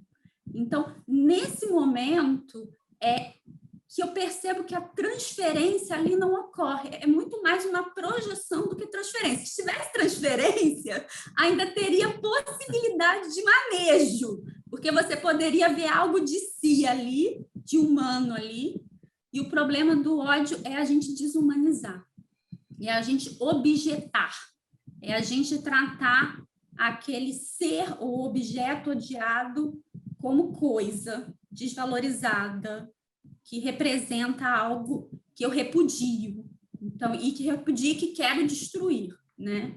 Então, até mesmo quando a gente traz essa questão da intolerância como algo que, para certos casos sociais, é importante ter, até nisso a gente tem que humanizar, né? Ele é meu chefe, eu odeio ele, mas eu tenho que lembrar que ele é uma pessoa, que ele também está trabalhando, né? Porque senão eu jogo na figura do chefe a figura do tudo que é ruim, né? E aí quero destruir o chefe, quero desbancar o chefe, quero tirar o emprego do chefe. Só que eu esqueço que ali tem uma pessoa, tem um ser humano, com uma família que sofre pressões. Então, humanizar, eu acho que é um caminho para a gente poder acentuar as emoções, né? As sensações de ódio.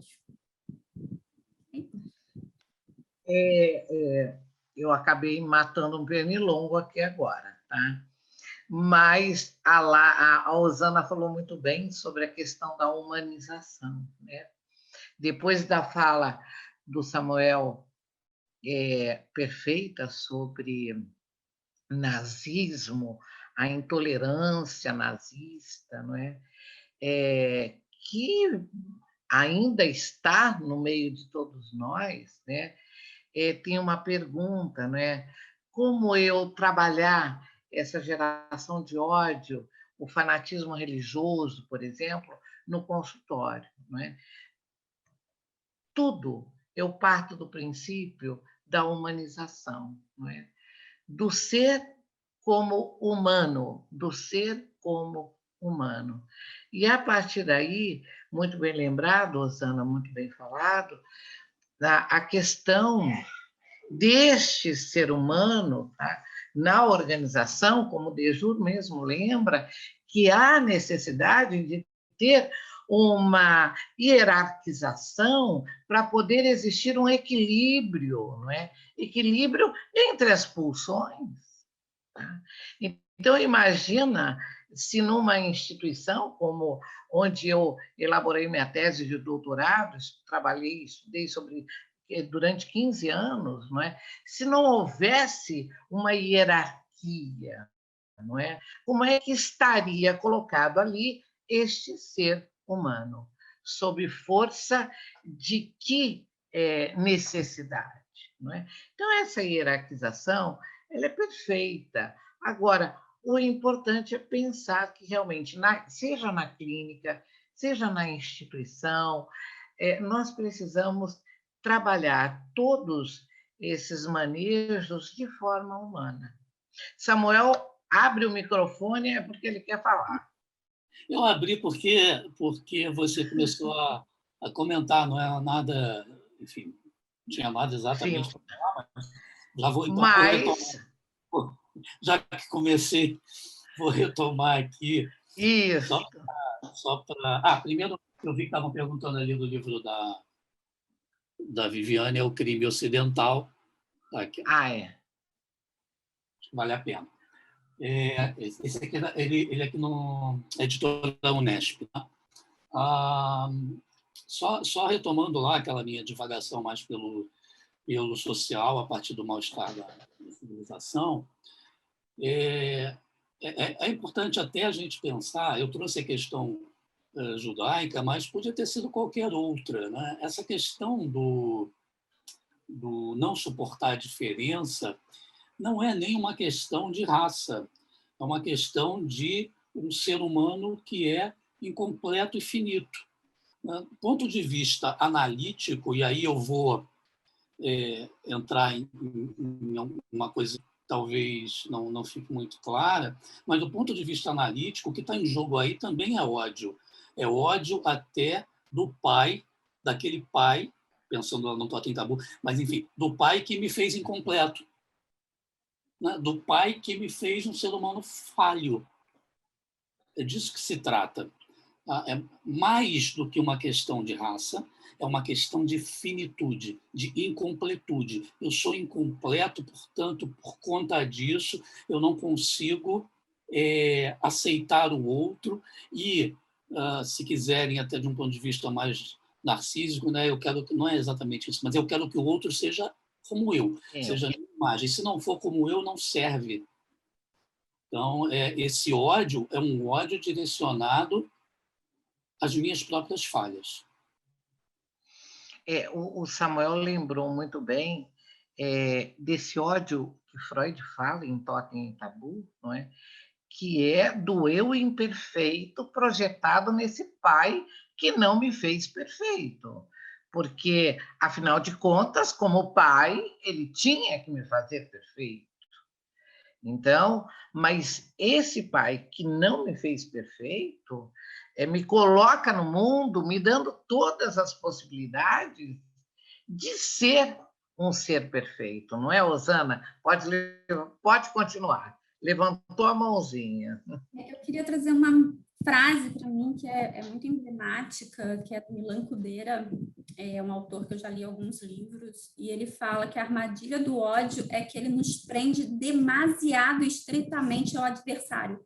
Eu não posso odiar quem eu nada tenho ligação, quem não tem nada em comum. Eu não conheço. Então, assim, para odiar, eu tenho que ter um mínimo de vínculo, nem que seja de oposição. Mas ali estamos vinculados em algo comum, em algo que é comum a gente.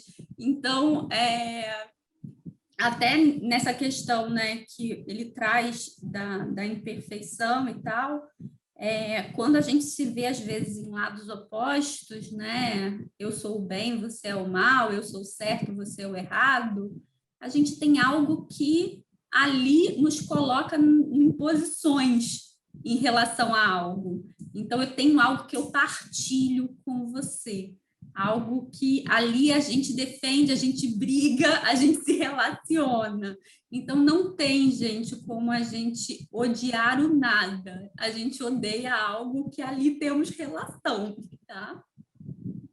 Alguém falou ali do fanatismo religioso, não sei se foi a Sônia ou se foi no chat, já não me lembro. Foi no chat. A questão é a seguinte, vou voltar à questão da escuta. Não é? E aí o fanatismo religioso de qualquer ordem, né? De qualquer religião, do que quer que seja, qualquer fanatismo, religioso ou não. Mas a escuta é sempre fundamental. Quando você escuta, você, analiticamente, né, você se coloca no lugar do outro como o outro, não como você. Você não, se você se coloca como você está se colocando com os seus valores, com as suas crenças, com tudo aquilo que você entende como sendo certo ou errado, se é que existe isso. Mas é importante sempre que a escuta seja generosa, né? Seja generosa nesse sentido de escutar o outro como o outro. Que lógica é aquela, que dinâmica é aquela, como aquela dinâmica psíquica se estabeleceu e assim por diante. Porque se você se coloca já dizendo, aquele é um fanático religioso, olha, pode ser que para mim seja, mas eu preciso compreender aquilo. Bom, primeira coisa. Segunda coisa não há verdades universais.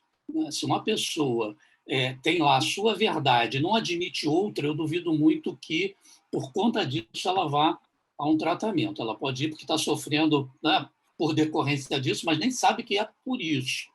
E pode até ser que não sofra por isso. Então, eu acho que a escuta é fundamental e é só através dela que a gente pode fazer o manejo, como disse a Osana, através da transferência. Se você tiver transferência, você consegue manejar. Se você não tiver transferência, problema seu. Com mecanismo de defesa é impossível manejar, não é? Lara abriu o microfone. Bora lá. Eu tinha algumas coisas a falar, porque alguém aqui, acho que foi a Adriana, deixa eu procurar aqui a pergunta dela. Ela falou sobre um relacionamento que acaba e quando o ódio é proveniente de um amor, uma paixão que foi desprezada, né? Isso é um dos destinos das pulsões que o Freud vai falar, né? Que às vezes existe uma reversão ao seu oposto. Quando a Osana, inclusive, fala maravilhosa, Osana, eu adorei o que você falou, muito maravilhoso. quando a Osana fala que essa questão do ódio, ela não está tão ligada à pulsão de morte, porque a pulsão de morte, ela visa destruir certos laços, e o ódio é um laço, é justamente disso que ela vai falar, né? Que ela vai falar que, geralmente, as relações humanas, elas são extremamente ambivalentes. Não se ama simplesmente de um jeito puro, de um jeito simples. O nosso amor, novamente, como perpassado pela linguagem, ele é um amor complexo. Nossos sentimentos são sentimentos complexos. Então, o que acontece muitas vezes é um laço em que o amor e o ódio, eles estão ali presentes, e uma hora fica um mais preponderante e outra hora fica o outro mais preponderante. Então, muitas vezes, quando é cortada essa possibilidade de estabelecer um laço amoroso entre duas pessoas, quando essa coisa, né, fica mais complicada, vai focar no laço, que é o laço do ódio, né? Porque o ódio, ele não é um sentimento que vem sozinho, geralmente, nessas relações, né? Então, a ambivalência, ela está muito presente, na relação dos filhos com os pais, por exemplo. Os filhos amam os pais, mas odeiam certas coisas que os pais fizeram, e muitas vezes chega na adolescência e ficam mais revoltados, e aí o ódio fica mais preponderante. É um laço muito complicado, é um laço muito ambivalente, né? Isso quer dizer que não ama? Não, não é isso. Mas quer dizer que é um laço complicado. É isso, né? Estava querendo falar sobre isso, né? E a outra coisa é que alguém perguntou sobre a questão da banalidade do mal. E aí a Sônia falou da Hannah Arendt aqui, né? Ela gosta muito da Hannah Arendt. E essa questão da banalidade do mal, ela é cunhada pela Hannah Arendt no livro Eichmann em Jerusalém. Né? Que é um livro que a Hannah Arendt escreve por ter acompanhado o julgamento do Adolf Eichmann, que era um, eu não lembro qual era a patente dele, mas ele fazia parte da polícia do Hitler, ele era um cara das burocracias, né? Ele não era uma pessoa que estava muito diretamente no front, mas ele estava na burocracia. E aí ele começa um trabalho, porque assim, antes de ter a solução final, eles tinham outras soluções, que era justamente de tirar as pessoas judias da Alemanha, né? Então, o Eichmann, ele meio que facilitava essa saída dos judeus da Alemanha. E aí, quando assim, é aí que ele fala que tipo, não tinha nenhum país que aceitasse, não tinha nenhum país que quisesse aceitar os judeus, que os alemães estavam eram dos escritórios, era um escritório de relações exteriores da questão judia, uma coisa assim, não lembro exatamente.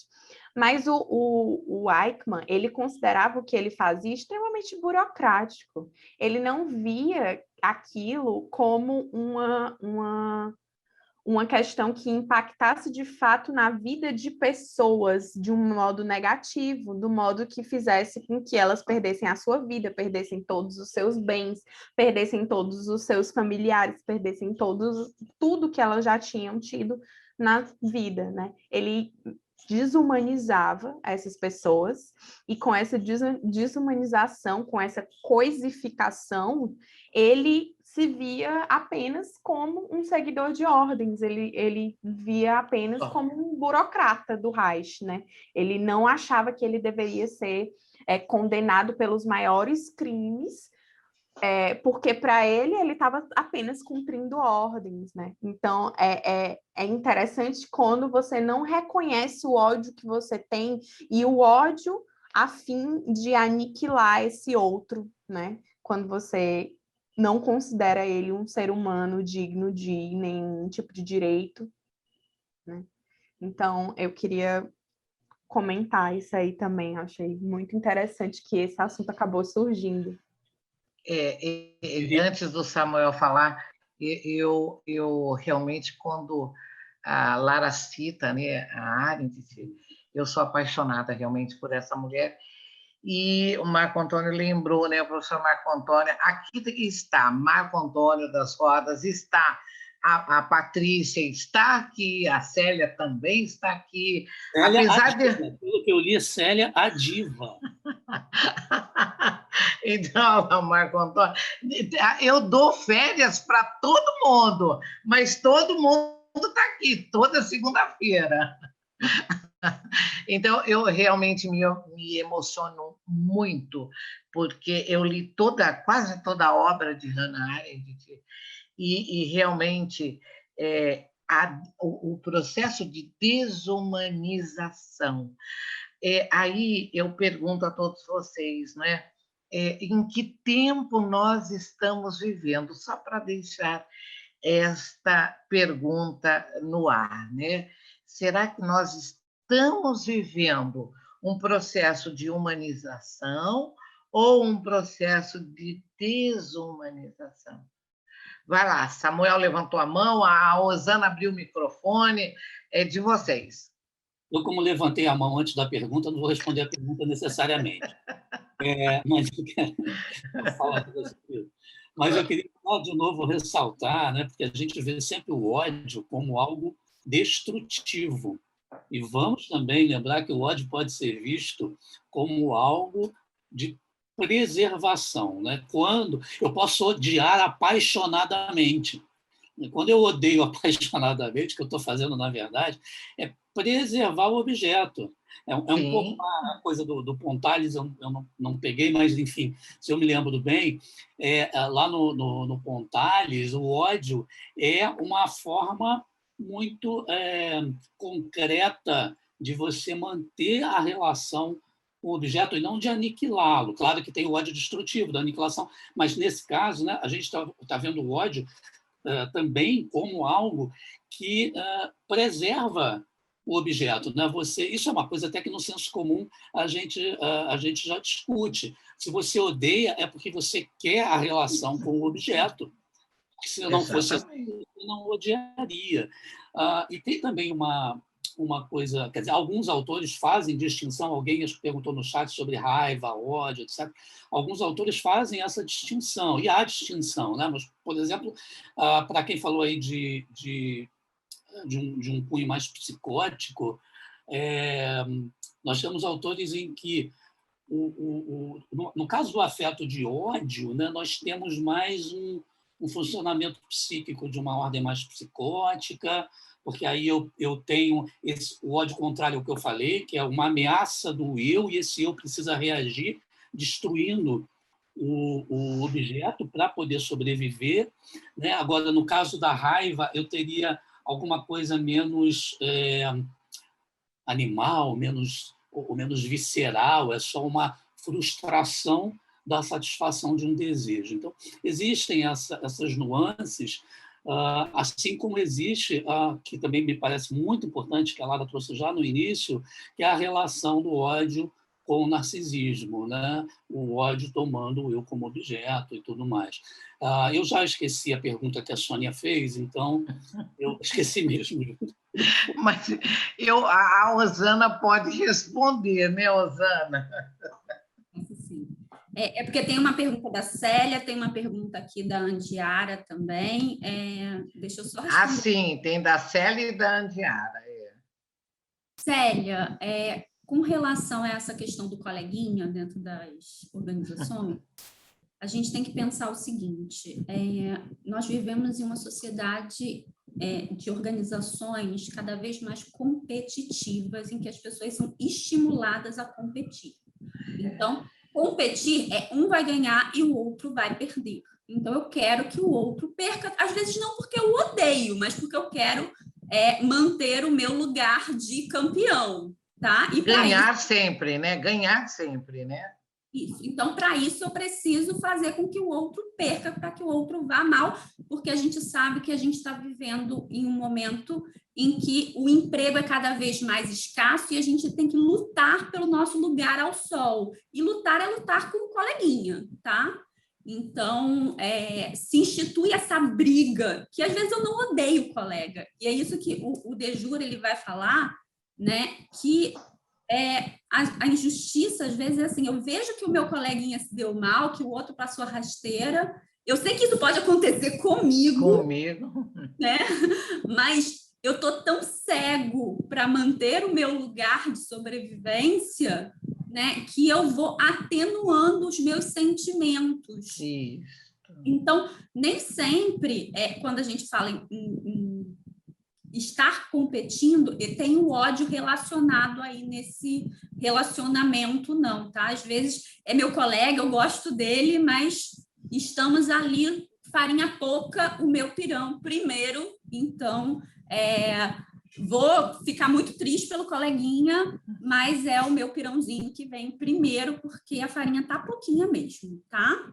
Então, espero ter te respondido, sério. A Andiara, até que ponto o ódio de uma organização pode ser utilizado para uma mobilização coletiva, né?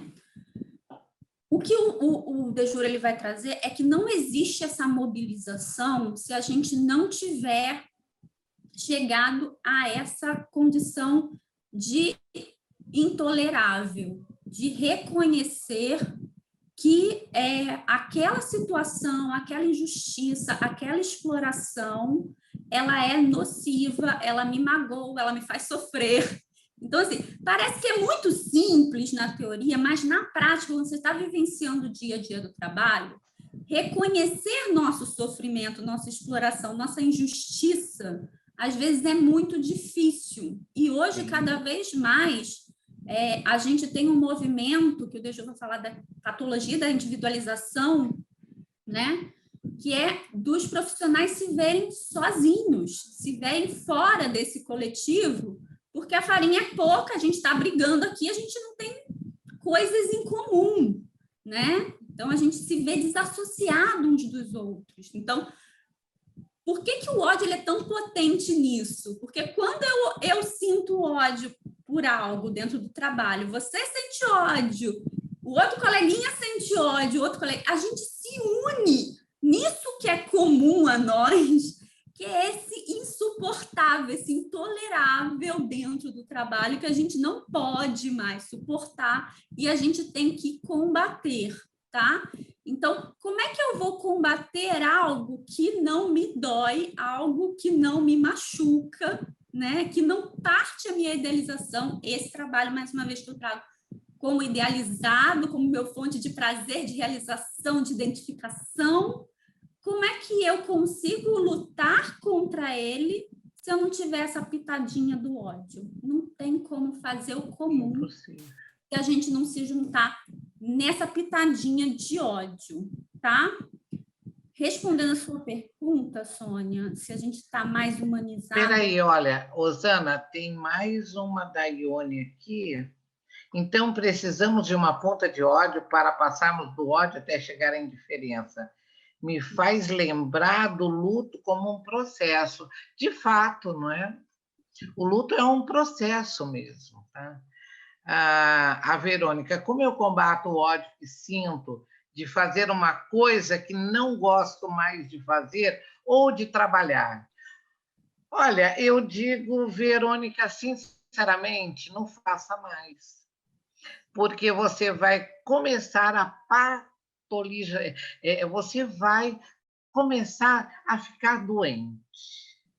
Eu digo que nós precisamos ter uma plena noção do nosso tempo, do nosso local, do que fazemos, do que gostamos, porque, apesar da Lara ter pontuado magnificamente que Freud não gosta de falar de somatização, eu também não gosto de falar de somatização, mas muitas vezes tenho que falar em cursos. O Samuel gosta, inclusive, de fazer análise somática, tá? Então, ele adora, ele gosta de ler tomografia, né? Então, o Samuel adora, realmente. Eu realmente não gosto. Eu utilizo de reações do soma, tá? Muito mais com elementos para eu trabalhar o inconsciente. Não é? Mas, veja bem, quando nós insistimos, não é, com a nossa própria humanidade, eu não gosto de fazer tal coisa, mas preciso fazer, eu começo a perceber aí um estado patológico não muito interessante. Vamos parar e vamos pensar. Como eu analisei 345, desculpe, escutei 345 funcionários embarcados no regime offshore durante 3 anos, não é? Muitas vezes eu perguntava, você está aqui, então, por quê? Porque eu tenho que formar a minha filha. Eu tenho que pagar a faculdade da minha filha. Mas e se você morrer daqui a 5 minutos? Então, essa questão do ter que, em vez de ser, é muito significante. Tá? Para mim, é muito significativo. Nós temos, inclusive, vivendo. Essa foi a perguntinha, viu, Samuel e Osana? Essa foi a perguntinha, tá? Nós estamos vivendo num mundo extremamente doente. E quem vive nesse mundo endêmico, pandêmico, sou eu, é você, Osana, é você, Samuel, é você, Lara, Patrícia, Marco Antônio, Célia, Verônica, Josefa. Nós é que estamos aqui fazendo, contribuindo de uma forma ou de outra para todas essas pandemias.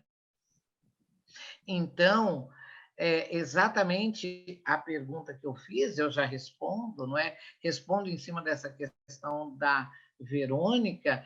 Se você odeia a ponto de que esse ódio que está internalizado em você começa a se produzir a partir daí uma patologia, sai fora.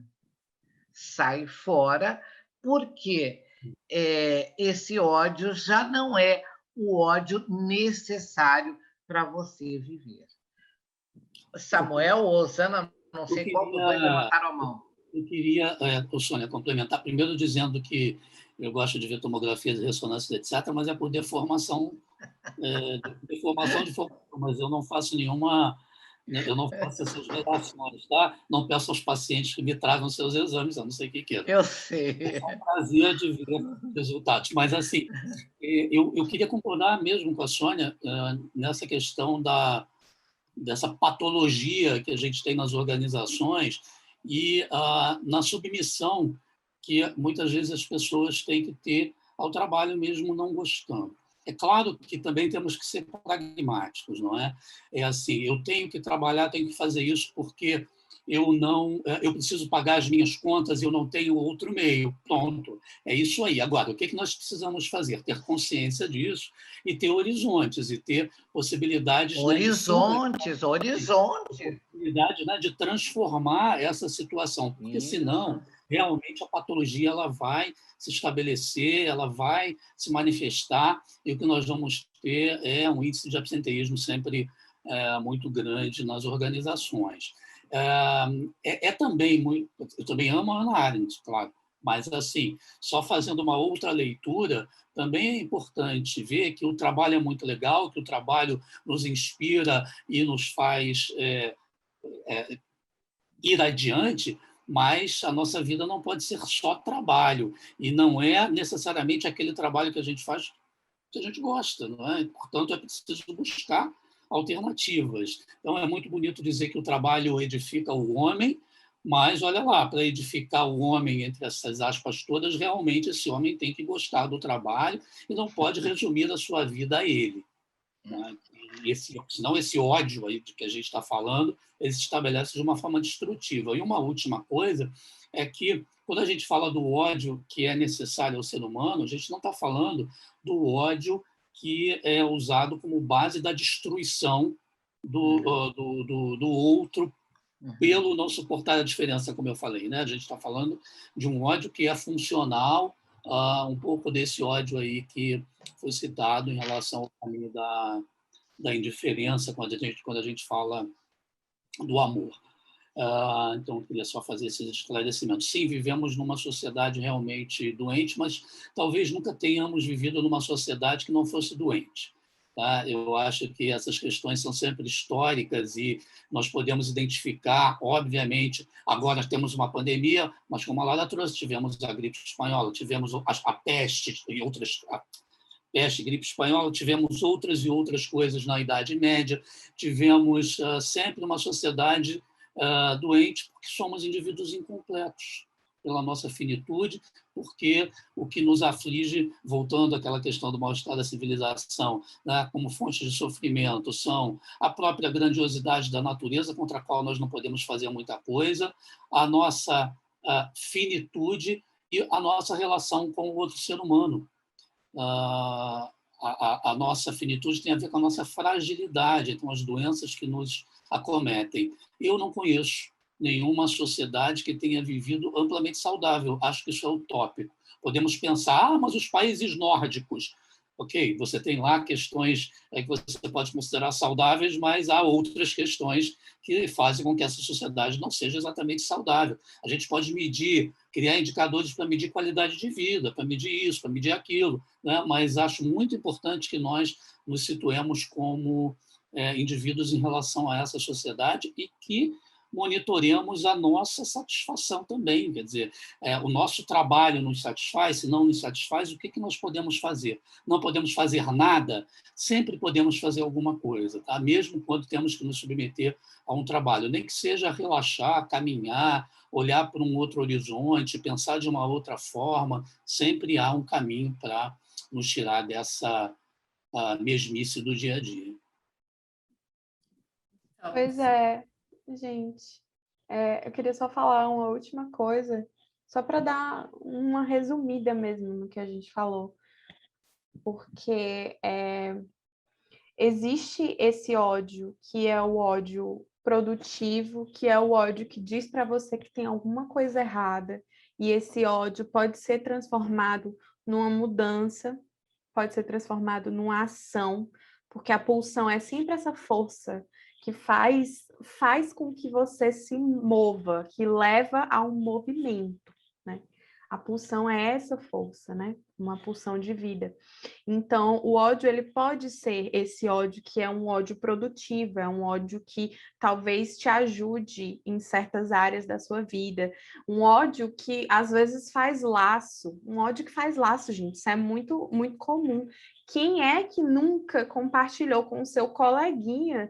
Ai, nossa, eu odeio a fulana, e o fulano diz, ai, eu odeio a fulana também. E a partir disso, vocês fizeram um laço entre vocês, entendeu? O ódio, ele não deve ser demonizado, né? Ele não é uma coisa horrível que a gente precisa curar de nós mesmos, mas o ódio, ele também pode passar pela pulsão de morte, sim.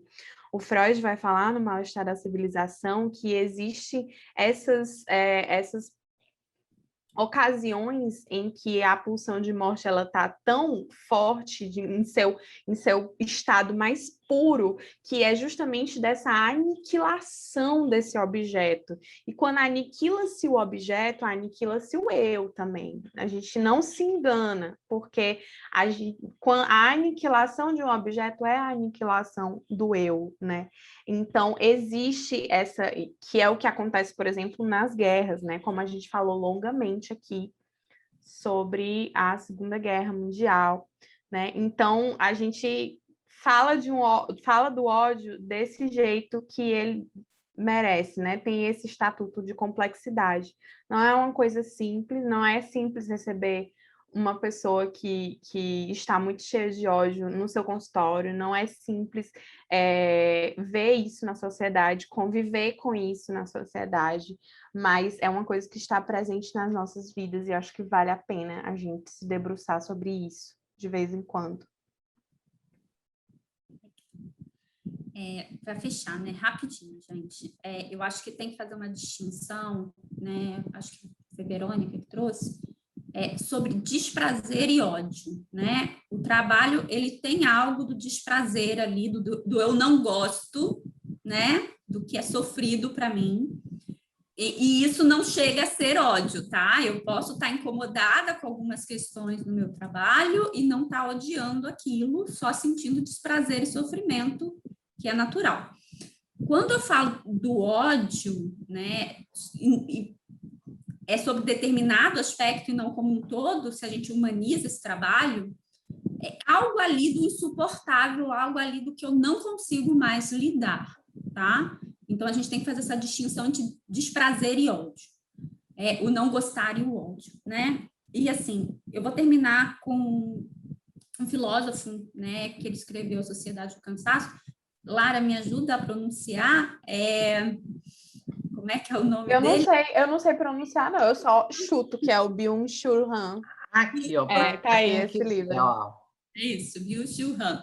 Que ele vai falar sobre essa questão da gente não dar ênfase à ira, né? E a gente está vivendo o tempo todo irritado, né? Então, já que eu não odeio, eu me irrito, não faço nada e vou me deprimindo, vou me entristecendo, porque não dou ênfase à minha ira, ao meu ódio, à minha cólera. Então, para quem está aí com algum incômodozinho, que sente que talvez esteja aproximando do ódio, veja se é a questão de você dar a ênfase que ele merece e não ficar só se irritando até deprimir, tá? Rosana, você terminou já fazendo um link para a próxima segunda-feira, que é a questão da impotência, não é? Então, esse ódio que vai nos tornando, não é, muito impotente, diante até da pergunta que eu havia levantado, né? Que tipo de sociedade, que tipo de acordos nós estamos fazendo para continuar vivendo, que laços, não é? Então, na próxima segunda-feira, continuando o destino das pulsões, nós vamos falar sobre a impotência, tá? Então, eu quero mais uma vez agradecer a todos vocês, quero agradecer muito Lara, Samuel, Rosana, mas principalmente a todos que estiveram aqui nessa noite. Voltem sempre, é um prazer enorme. Um beijo muito grande para todos vocês e uma boa semana, tá? Um beijo.